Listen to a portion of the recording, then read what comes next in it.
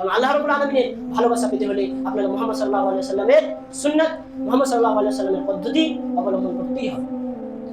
আর এটাও আমরা জানি যে আল্লাহ রাব্বুল আলামিন একাধিক জায়গায় বলেছেন যে আতিউল্লাহ ওয়া আতিউর রাসূল, তোমরা আমার ইতাআত করো, আমার অনুসরণ করো এবং তোমরা মুহাম্মদ সাল্লাল্লাহু আলাইহি ওয়াসাল্লামের পদ্ধতি অনুসরণ করো। অর্থাৎ আল্লাহ রাব্বুল আলামিন কোরআন মাজিদের মধ্যে বলে দিয়েছেন যে আকিমুস সালাহ ওয়া আতুজ যাকাত, তোমরা নামাজ কায়েম করো এবং তোমরা যাকাত প্রদান করো। কিন্তু এই নামাজটা যে কায়েম করবে সেটা কিভাবে করবে? ওয়া আতুজ যাকাত, এবং যাকাত যেটা দিবে সেটাও কতটা নিসাব পরিমাণ পৌঁছাতে হলে তোমরা যাকাত দিবে, বা কার উপর যাকাত ফরজ বা কার উপরে নয়, এই সমস্ত জিনিস কে বলে দিয়েছেন? মুহাম্মদ সাল্লাল্লাহু আলাইহি ওয়াসাল্লাম। তাই আপনি আল্লাহ রাব্বুল আলামিনের ইবাদত করবেন তো মুহাম্মদ সাল্লাল্লাহু আলাইহি ওয়াসাল্লামের সুন্নাত, মুহাম্মদ সাল্লাল্লাহু আলাইহি ওয়াসাল্লামের পদ্ধতি আপনাকে আঁকড়ে ধরতেই হবে, না হলে আপনার ইবাদত, না হলে আপনার আমল বাতিল বলে গণ্য হবে। এটিও একটি শর্ত।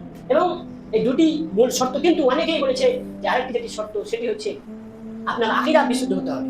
আপনি আল্লাহ রাব্বুল আলামিনের ইবাদত করছেন, সেটা আল্লাহ রাব্বুল আলামিনের ইখলাস, আল্লাহ রাব্বুল আলামিনের উদ্দেশ্যেই করছেন এবং আপনি সুন্নাত অনুসরণ করছেন, কিন্তু যদি আপনার আকীদা যদি সঠিক না হয়ে থাকে, অর্থাৎ আপনার আকীদার মধ্যে যদি ভেজাল থাকে, অর্থাৎ আপনি ভেবে নিন আপনি আল্লাহ রাব্বুল আলামিনের ইবাদত করছেন, ইখলাসের সাথেই করছেন, সুন্নাত অনুসারে, মুহাম্মদ সাল্লাল্লাহু আলাইহি ওয়াসাল্লামের সুন্নাত অনুসারেই করছেন, কিন্তু আপনি কোনো পীর মাজারের কাছে গিয়েও সেটা করছেন, তাহলে আপনার আমল কখনোই গ্রহণযোগ্য হবে না। কারণ এটি একটি শিরক। আর আল্লাহ রাব্বুল আলামিন স্পষ্টভাবে বলে দিয়েছেন, ওয়ালা ইন আশরাকতা লা ইয়াহবাতুন আমালু, যদি তুমি শিরক করে থাকো তাহলে লা ইয়াহবাতুন আমালু ওয়ালা তাকুনান্না মিনাল খাসিরিন, তাহলে তোমার সমস্ত আমল বাতিল, সমস্ত আমল অগ্রহণযোগ্য হয়ে যাবে, ওয়ালা তাকুনান্না মিনাল খাসিরিন, এবং তুমি ক্ষতিগ্রস্তদের অন্তর্ভুক্ত হয়ে যাবে। তাহলে আপনাকে ইবাদত করতে হবে, সেই ইবাদতটি উদ্দেশ্য শুধু আল্লাহ রাব্বুল আলামিনের নৈকট্য অর্জন করা, এবং সেই ইবাদতটি যেন মুহাম্মদ সাল্লাল্লাহু আলাইহি ওয়াসাল্লামের সুন্নাত অনুসারে হয়ে থাকে।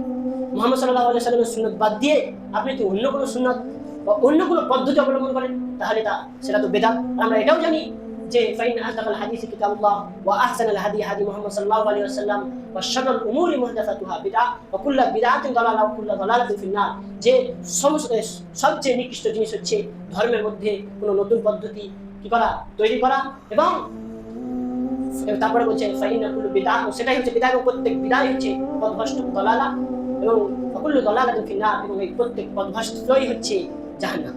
তাই আমরাও জানি যে মুহাম্মদ সাল্লাল্লাহু আলাইহি ওয়াসাল্লামের সুন্নাত বাদ দিয়ে অন্য কোনো যে পদ্ধতি অবলম্বন করে থাকি তাহলে সেটি স্পষ্টভাবে বেদাত হয়ে যাবে, এবং এর বিনিময়ে আপনাকে জাহান্নাম এর শাস্তি ভোগ করতেই হবে। তাই এটিও একটি শর্ত। এবং তৃতীয় যেটি শর্ত বললাম যে সেই আপনাকে আপনার আকীদা সঠিক হতে হবে। আপনি ইবাদত করবেন আল্লাহ রাব্বুল আলামিনের আর সিজদা করবেন অন্য জায়গায়, এটা কখনোই হতে পারে না। আপনি আল্লাহ রাব্বুল আলামিনের ইবাদত করবেন মুহাম্মদ সাল্লাল্লাহু আলাইহি ওয়াসাল্লামের সুন্নাত অনুসারেই যতই করুন না কেন। আপনি যদি কোনো কিছু জব করার সময় যদি আল্লাহ রাব্বুল আলামিনের নাম বাদ দিয়ে অন্য কারো নাম নিয়ে জব করেন, এটা আল্লাহ রাব্বুল আলামিনের কাছে কখনোই তার শোভনীয় নয়। কেননা আল্লাহ রাব্বুল আলামিন আমাকে আপনাকে এই জন্যই সৃষ্টি করেছে যে আমরা শুধু তার ইবাদত করি এবং শুধু তাকেই সিজদা করি। যা কিছু যদি আমরা চাওয়ার দরকার থাকে আমরা যেন সেটা আল্লাহ রাব্বুল আলামিনের কাছে চাই। কারণ আল্লাহ রাব্বুল আলামিন এটাই বলছেন যে কোনো কিছু সাহায্য দরকার পড়লে তোমরা আমার কাছেই চাও, আমি তোমাদেরকে দেব। এবং আল্লাহ রাব্বুল আলামিন আমাদেরকে যে বানিয়েছেন, আল্লাহ রাব্বুল আলামিন যে সৃষ্টি করেছেন, এটা উদ্দেশ্য শুধু তার ইবাদত করি। আমরা যদি দেখতে যাই যে আল্লাহ রাব্বুল আলামিন আমাদেরকে সৃষ্টি করেছে, আমাদেরকে রুজি, আমাদেরকে লালন পালন, সমস্ত জিনিস আল্লাহ রাব্বুল আলামিন দেন, এবং আমরা যদি আল্লাহ রাব্বুল আলামিনকে বাদ দিয়ে অন্য কারো কাছে সিজদা করে থাকি তাহলে আল্লাহ রাব্বুল আলামিন কতটা লাভান্বিত হবে আমরা এখান থেকে বুঝতে পারি। তাই আমাদের উচিত যে আমরা যেন আমাদের ইবাদত বা আমল আল্লাহ রাব্বুল আলামিনের জন্য করে থাকি এবং মুহাম্মদ সাল্লাল্লাহু আলাইহি ওয়াসাল্লামের সুন্নাত অনুসারে করে থাকি, এবং আমাদের যে আকীদাটি হবে সেই আকীদারও যেন সঠিক হয়ে থাকে। তাহলে আমাদের আমল গ্রহণযোগ্য বলে দাবি হবে। তাই আমাদের উচিত আমরা যেন শুধু আল্লাহর জন্য ইবাদত করি। কিন্তু এটা ছিল ইবাদত, কিন্তু আজ মুসলিম জাতি আল্লাহ রাব্বুল আলামিনের ইবাদত বাদ দিয়ে আজ তারা এই দুনিয়ার মোহে মগ্ন হয়ে গেছে।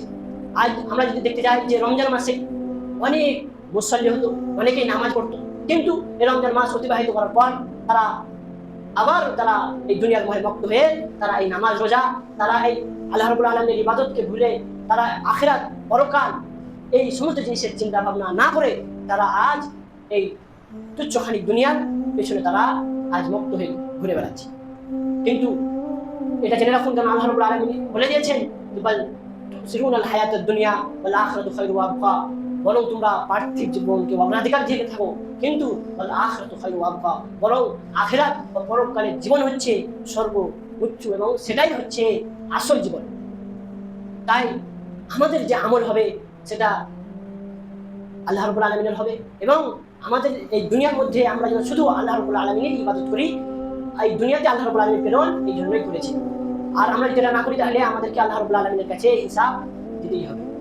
আর আল্লাহ রাব্বুল আমরা যেটা ভাবি যে আমাদের সকল কাম দুনিয়াতে টাকা পয়সা অর্জন করে নেওয়া, কিন্তু এই জিনিসটা যে আপনাকে ধোঁকা দিবে এই আপনি তখন বুঝতে পারবেন যখন আপনি মৃত্যুবরণ করবেন।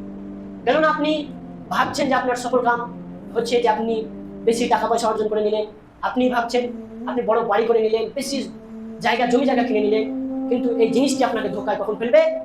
হাত্তা যুরতুল মাকাবির, যখন আপনি কবরে সফর করবেন, কবরে জিয়ারত করবেন, অর্থাৎ আপনার যখন মৃত্যু ঘনিয়ে আসবে, আপনার যখন মৃত্যু চলে আসবে, তখন আপনি যে দুনিয়াতে অত সম্পদ অর্জন করেছিলেন সেই সম্পদ আপনার কোনো কিছু কামে আসবে না।